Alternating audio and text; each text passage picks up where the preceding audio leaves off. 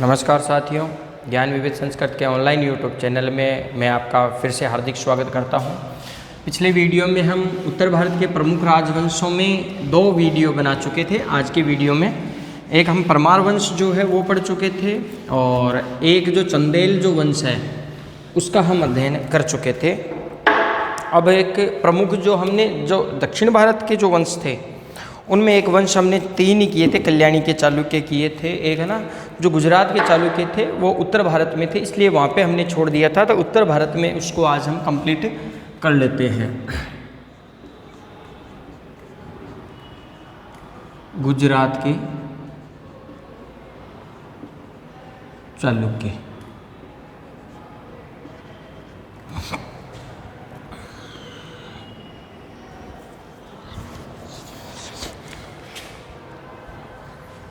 सोलंकी वंश भी इसे कहते हैं।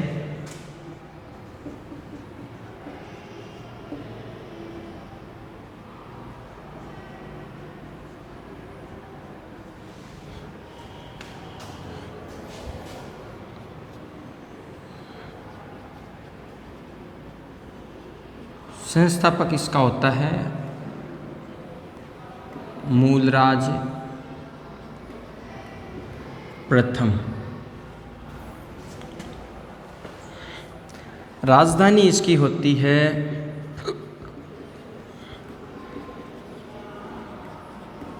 अनहिलवाड़।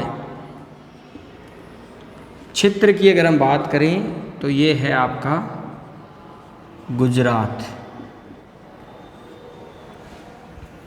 ठीक है। इनकी उत्पत्ति ये मानते हैं कि वागनगर का जो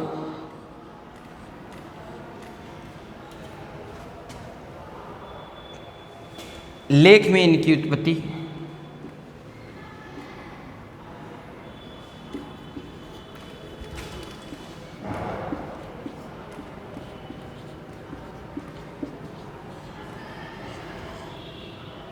ब्रह्मा के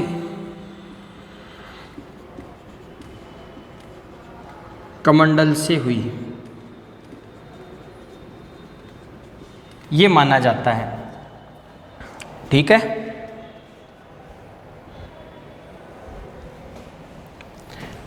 ये जो मूलराज है शपादलक्ष का एक राजा होता है। शपादलक्ष का चौहान शासक होता है।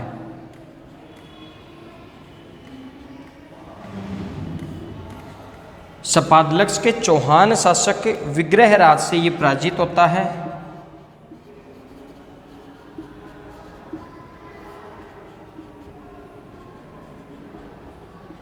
से पराजित होता है। इसके अलावा कच्छ के शासक, कच्छ गुजरात में है अभी, कच्छ के शासक लाखा एक गुहिल वंशों में भी होता है। लाखा से ये 11 बार पराजित होता है।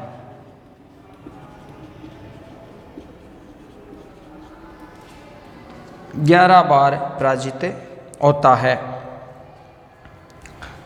इसके बाद में राजा बनता है भीम प्रथम। अच्छा शासक होता है, महत्वपूर्ण शासक होता है। इसका जो सामंत होता है विमल शाह है, जैनी होता है।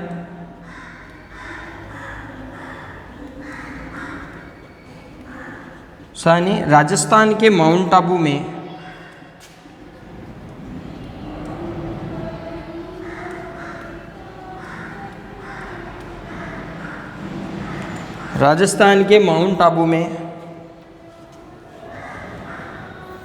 दिलवाड़ा मंदिर का निर्माण करवाता है। जैन मंदिर है भाई, ये कई बार पूछा गया है कि ये मंदिर किसके हैं। दिलवाड़ा मंदिर, दिलवाड़ा जैन मंदिर का निर्माण करवाता है।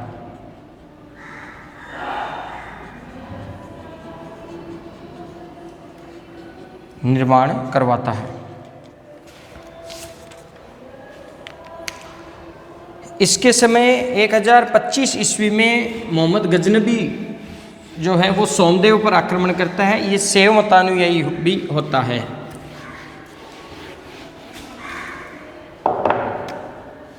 एक 1025 ईस्वी में सोमनाथ पर मोहम्मद गजनबी का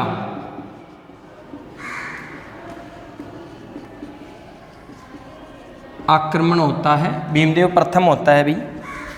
ये जो भीमदेव प्रथम जो है ये शैव मतावलंबी होता है, शैव अनुयायी होता है, शैव धर्मानुयायी होता है।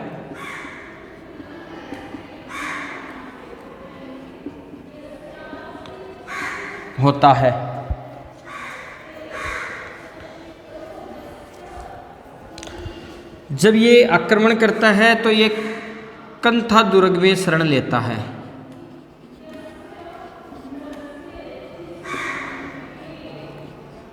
भागकर कंथा दुर्ग में शरण लेता है। इसके बाद में राजा बनता है जय सिंह। गजब का शासक होता है जय सिंह। सिद्धराज भी इसे बोलते हैं। इसकी उपाधि होती है सिद्धराज की। सिद्धराज, जय सिंह सिद्धराज भी बोलते हैं। मुसलमानों को 1 लाख बलोत्रा देता है। धर्मानुयायी होता है, सभी धर्मों को मानने वाला होता है। एक उपाधि इसकी होती है अवंतीनाथ। जय सिंह ये अल्पायु में ही राजा बन जाता है। इसने 1113-14 में सिद्ध नामक संवत भी चलाया था। 1113-14 में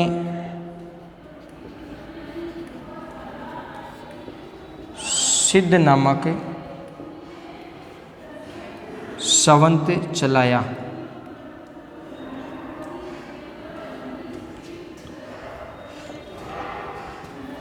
कुछ समय के लिए, क्योंकि ये बचपन में अल्पायु में ही राजा बनता है भैया।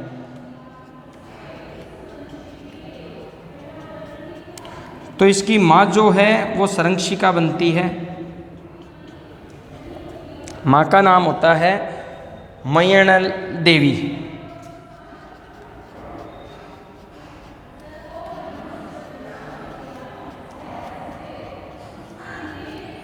ये संरक्षिका बनती है। कुछ समय के लिए ये इसकी संरक्षिका बनती है। ये परमार राजाओं को हराता है।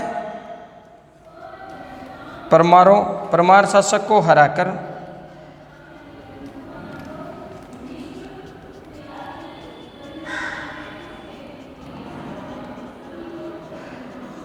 अवंतीनाथ की उपाधि ये धारण करता है।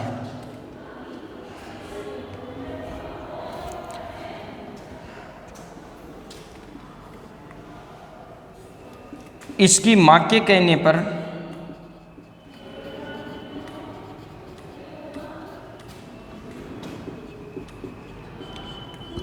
सोमनाथ पर जो यात्रा लगती थी, सोमनाथ मंदिर को देखने के लिए या आने के लिए जो यात्रा कर लगता था वो इसने समाप्त कर दिया। यात्रा कर समाप्त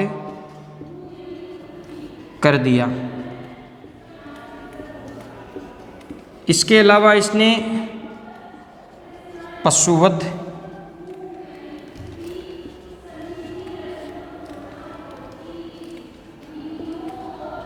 जुआ, धूत क्रीड़ा इसे बोलते हैं, वेश्यावृत्ति पर रोक लगाई। वेश्यावृत्ति पर रोक लगाता है, जुआ दूध क्रीड़ा पर रोक लगाता है, पशुवध पर रोक लगाता है। नवरात्रि पर जो बकरे कटते थे उस पर रोक लगाता है। नवरात्रि के दिन जो बकरे कटते थे उस पर भी ये रोक लगा देता है। पशुवध पर रोक लगा देता है। वेश्यावृत्ति पर ये रोक लगा देता है। सभी धर्मों को मानने वाला होता है, सभी धर्मानुयायी होता है, सभी धर्मों को मानने वाला होता है। धर्म सहिष्णु शासक इसे कह सकते हैं हम।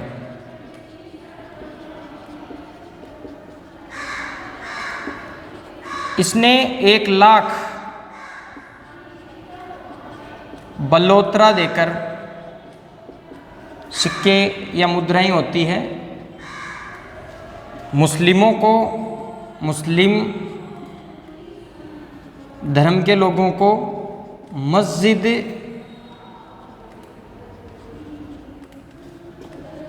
बनाकर दी। कहाँ पर? खंबात की खाड़ी में।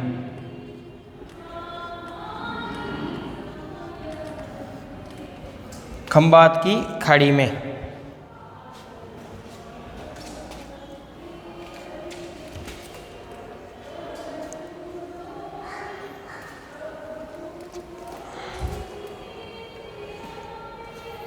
ये इंपॉर्टेंट है भाई, ये बातें आप जरूर थोड़ा ध्यान में रख लेना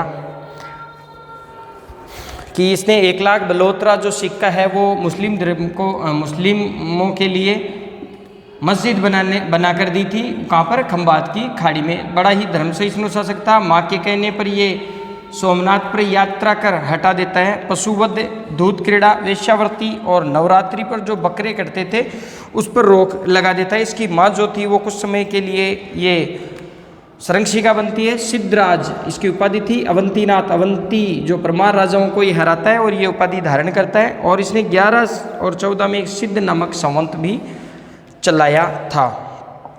इसके दरबार में एक जैन कवि रहता था, ये ध्यान में रख लेना, ये भी इंपॉर्टेंट है भाई, हेमचंद्र। कभी डिटेल्स में इसके बारे में लिखाऊंगा, हेमचंद्र के बारे में। और इसने सिद्ध हेम की रचना की थी। हेमचंद्र ने किसकी रचना की थी? सिद्ध हेम की रचना की। बस इतनी बातें लिखनी है। जैन कवि रहता था हेमचंद्र, जिसने सिद्ध हेम की रचना की। इसके बाद में राजा बनता है कुमारपाल। वो भी महत्वपूर्ण शासक होता है।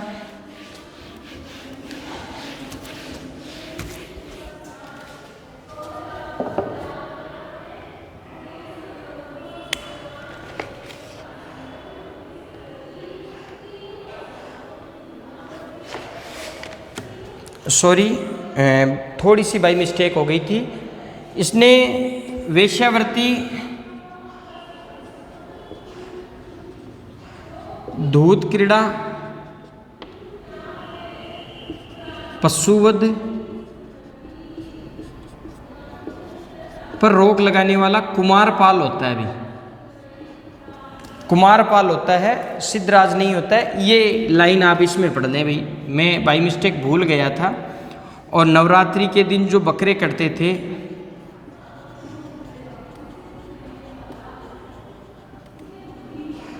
ये जो लाइन है ये कुमारपाल के लिए है। कुमारपाल ने इस पर रोक लगाई थी, इसके लिए मैं माफ़ी चाहता हूँ भी। कुमारपाल, ठीक है। ये जैन धर्मानुयायी था।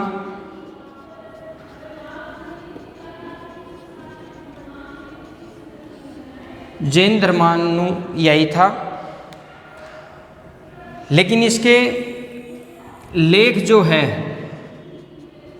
वो शिव की स्तुति से शुरू होते हैं।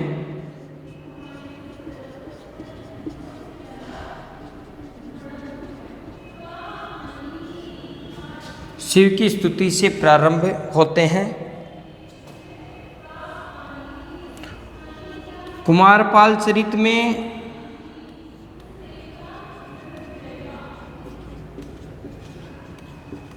इसकी विजयों का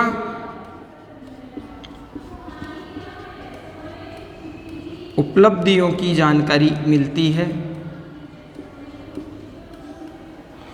ये इसके लेखक जो है वो जय सिंह सूरी थे।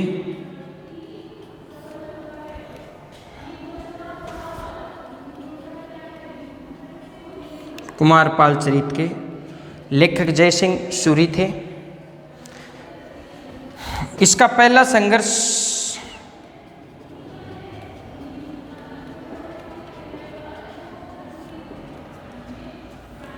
चौहान शासक अर्णोराज से होता है।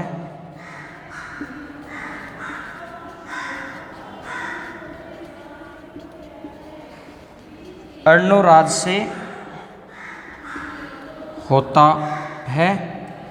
अर्णोराज अपनी पुत्री का विवाह इससे करता है।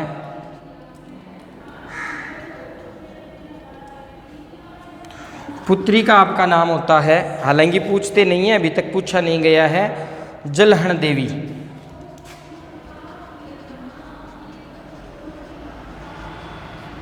पुत्री का विवाह कुमारपाल के साथ ये करता है। इसने यूका विहार का जुआ विहार या यूका मंदिर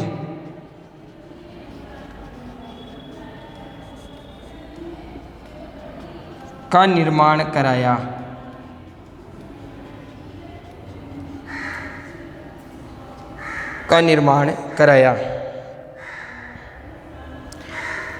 इसका भतीजा था अजयपाल। ये इसको विष दे देता है और इसकी हत्या कर देता है। ये है साहब कुमारपाल। जैन मतानुयायी था, लेकिन इसके लेख शिव की स्तुति से प्रारंभ होते थे। इसके दरबार में कुमारपाल चरित्र में इसकी विजयों का हमें उल्लेख मिलता है।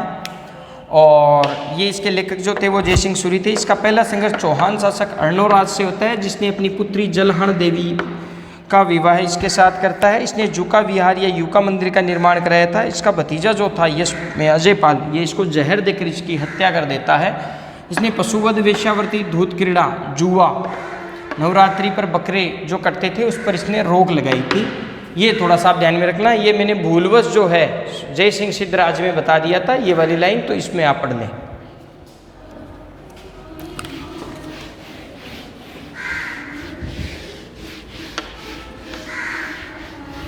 इसका भतीजा जो होता है अजयपाल, इसको जहर दे देता है और इसकी हत्या कर देता है।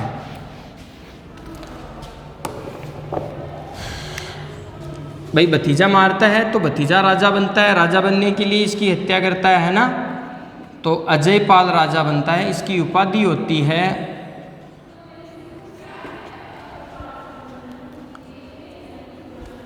परम माहेश्वर।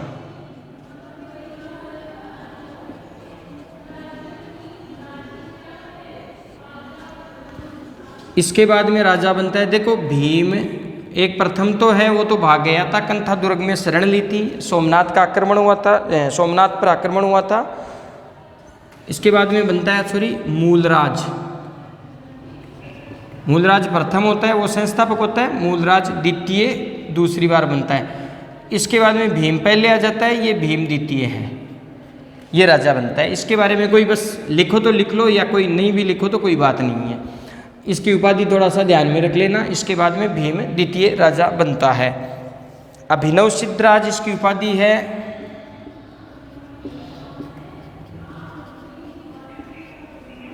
अभिनव सिद्धराज और नारायण अवतार।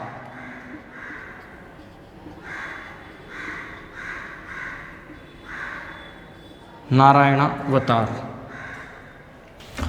इस वंश का ये अंतिम शासक होता है।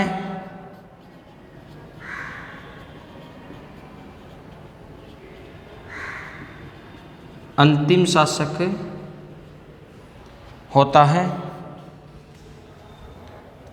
1178 में। ये सबसे इंपॉर्टेंट बात है भाई, 1178 ईस्वी में ये मोहम्मद गौरी को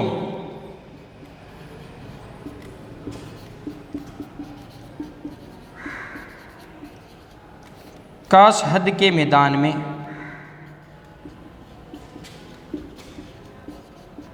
पराजित करता है और ये पहली बार हारता है।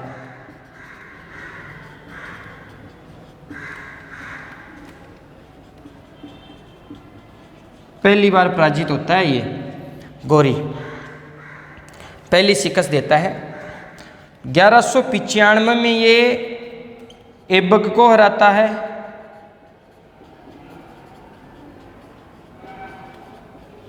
किंतु 2 वर्ष बाद में ऐबक फिर इसको हरा देता है। ऐबक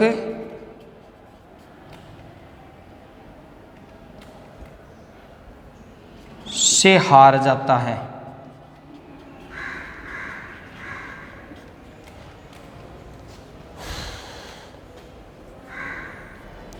और इसके बाद में तुर्कों का अधिकार हो जाता है।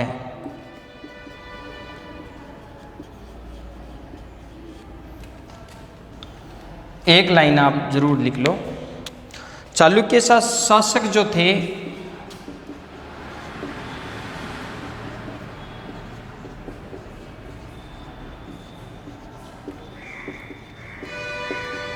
उमापति की उपाधि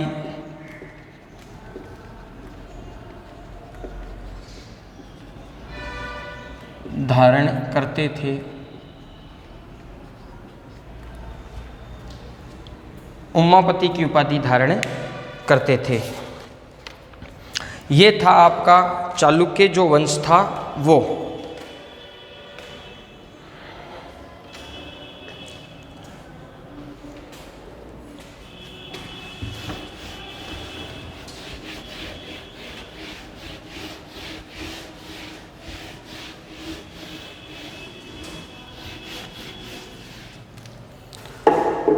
ये आपके चालुक्य जो वंश था ये कंप्लीट हो गया है। और इसके बाद में एक छोटा सा टॉपिक है महाराव शेखाजी, जिन्होंने शेखावाटी की स्थापना की।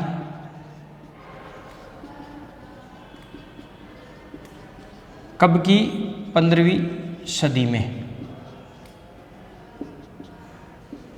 बहुत अच्छे शासक थे, अच्छे शासक माने जाते थे। ये कच्छावा वंशीय थे। राजपूतों की जो शेखावत जो जाति है इन्हीं के नाम से बनी थी। शेखा से जो इनके जो वंशज थे वो शेखावत कहलाई। ये मूल रूप से कच्छावा वंश के थे, कछवाहा वंश के थे। आमेर से ये अमरसर आए। ये माना जाता है कि अमरसर जो है वो आमेर से भी बड़ा था। ये बहुत अच्छे शासक थे। इनको एक वरदान मिला हुआ था। इनको जब ये ब्राह्मण को अपना हाथ दिखाए थे तो ब्राह्मण ने इनको कहा था कि जिस दिन 3 चीज़ें आपको एक साथ मिलेगी उस दिन आपकी मृत्यु हो जाएगी। जिसमें एक था जो आपका भेड़ होता है उसका मांस, काली चद्दर, और जो एक केर का पेड़ होता है जिसकी इतनी छाया नहीं होती है, उसके पेड़ के नीचे या उसकी पेड़ की छांव, अगर 3 चीज़ आपको मिल गई उस दिन आपकी मृत्यु हो जाएगी। केर का पेड़, भेड़ का मांस और काला कपड़ा या काली चद्दर। इन्होंने पठान जो मुसलमान है इनके कहने पर, या गोवंश जो है ये गाय का मांस खाते थे और इनसे इतने प्रभावित हुए थे कि न खाने का, पठानों ने गाय का मांस न खाने का संकल्प लिया था। न खाने का संकल्प लिया। इसके बारे में मैं अभी आपको बता देता हूँ। पठान जो मुसलमान थे इनके कहने पर गोमांस, गाय का मांस न खाने का संकल्प लिया था। ये नारी अस्मिता के रक्षक थे भाई। सबसे इम्पोर्टेंट बात ये है कि ये नारी अस्मिता के रक्षक थे। होता क्या है, ये शेखावाटी मूल के थे, सिक्कर के जो राजा थे, प्रमुख राजा थे। और सिक्कर से कुछ दूरी पर हम चलते हैं तो एक नागौर जिले का वर्तमान में गांव आता है घाटवा। वहाँ पर गौड़ राजाओं का अधिकार था। गौड़ राजा कोई पुल वगैरह कुछ ऐसा बना रहे थे और उनका ये था कि कोई भी व्यक्ति अगर इधर से जा रहा है वो अपनी हठधर्मिता के लिए जाने जाते थे। और इनका ये था कि एक महिला जो थी वो गर्भवती थी, राजपूत महिला थी, वो गर्भवती थी, उसका पति और वो महिलाएं दोनों जा रहे थे। और उनको ये कहा गया, ये किंवदंती है भाई, कहाँ तक सही है कहाँ तक गलत है, लेकिन अक्सर ये माना जाता है, परीक्षा में भी आपसे नहीं पूछा जाएगा। तो वो गर्भवती महिलाओं को ज़बरदस्ती ये कहा गया था कि भी आपको मिट्टी उठानी पड़ेगी, तो उसने मिट्टी उठाया लेकिन रोने लगी। वहाँ से वो क्योंकि एक महिला थी, ऊँट से उतरकर ये संकल्प करती है, जब वह ना करती है तो उसकी पति की हत्या कर दी जाती है। वह रोती हुई बिलखती हुई उस मिट्टी को लेकर और राव शेखा जी के पास आती है। राव शेखा जी जो है उनको अपने पूरी दुखदायी घटना जो है वो बताती है। जैसे ही ये दुखदायी घटना बताती है तो वहाँ से अमृतसर से ये निकलते हैं, अपने जिनका जन्म अमृतसर में हुआ था, और यहाँ से ये अपनी सेना को लेकर जाते हैं। घोड़ों से ये युद्ध होता है और घोड़ों को मार भगा देते हैं। और वहाँ पर जो शेखावत जो राजपूत है, राव शेखा का जो अधिकार हो जाता है। और वहाँ के बाद में ये थक जाते हैं, युद्ध में चोटें आती हैं, तो एक ये किसी खेत में जाते हैं। और खेत में जाने के बाद में वहाँ पे कोई गडरिया होता है, पशु चालक होता है जो पशुओं को चराता है, उससे कहता है कि यार मांस खाने की इच्छा हो गई थी। तो कोई वो कहता है कि अभी मैं भेड़ का मांस लाता हूँ। तो वो बकरे को काटता है। जिस समय उसको श्राप मिला हुआ था, इनको श्राप क्या, एक ब्राह्मण ने इनको बताया गया था कि भी 3 चीज़ें एक साथ मिलते ही आपकी मृत्यु हो जाएगी। तो वह भेड़ का मांस लाता है। जिस चारपाई पे ये सोते हैं वो काली चद्दर ओढ़कर सोते हैं, और जिस पेड़ के नीचे ये सोते हैं वो केर का पेड़ होते हैं। और यही ये सोचते हैं, जैसे ही इनको ये पता चलता है यार तीनों चीज़ें एक हो गई, और वहीं इनका देहांत हो जाता है। इनका देहांत जो है वो रलावता गांव में होता है, जहाँ पर अपनी जो पूर्व सीएम जो थी वसुंधरा राजे ने खेल स्टेडियम या डिफेंस एकेडमी ऐसा कुछ बनाया है, जो अभी 2nd ग्रेड का ये क्वेश्चन था। एकेडमी या खेल कुछ ऐसा कुछ बनाया है, एकदम एज इट इज़ मुझे याद नहीं है, हालांकि काफ़ी दिन हो गए पढ़े हुए और देखे हुए, तो थोड़ा सा याद नहीं आ रहा है। तो आप इसको ज़रूर थोड़ा सा देख लेना। ये रलावता में है, अभी रलावता गांव में महाराव शेखा जी की मूर्ति प्रतिष्ठा भी हुई थी। और उस समय वसुंधरा राजे जो थी अपनी सीएम थी, यहाँ पर इनका देहांत हो जाता है। और वर्तमान में ये 2nd ग्रेड जो संस्कृत एजुकेशन या जो बिना आरपीएससी से जो 2nd ग्रेड हुई थी उसमें इससे संबंधित एक क्वेश्चन भी आया था। पुराने क्वेश्चन में आप देख लीजिएगा, वहाँ पे आपको ये क्वेश्चन मिल जाएगा। तो ये थे महाराव शेखा जी। कल के वीडियो में हम गुहिल जो राजवंश है जिसमें कुंभा तक पढ़ेंगे, महाराणा कुंभा या राणा सांगा कुंभा तक इसका हम अध्ययन करेंगे। बप्पा रावल से लेकर कुंभा तक अध्ययन करेंगे। और फिर चौहान जो वंश है उनके उदय से लेकर पृथ्वीराज चौहान जो है संयोगिता से विवाह किया था, एक महान शासक था, उसके बारे में हम अध्ययन करेंगे। तब तक के लिए आज्ञा दीजिएगा। धन्यवाद।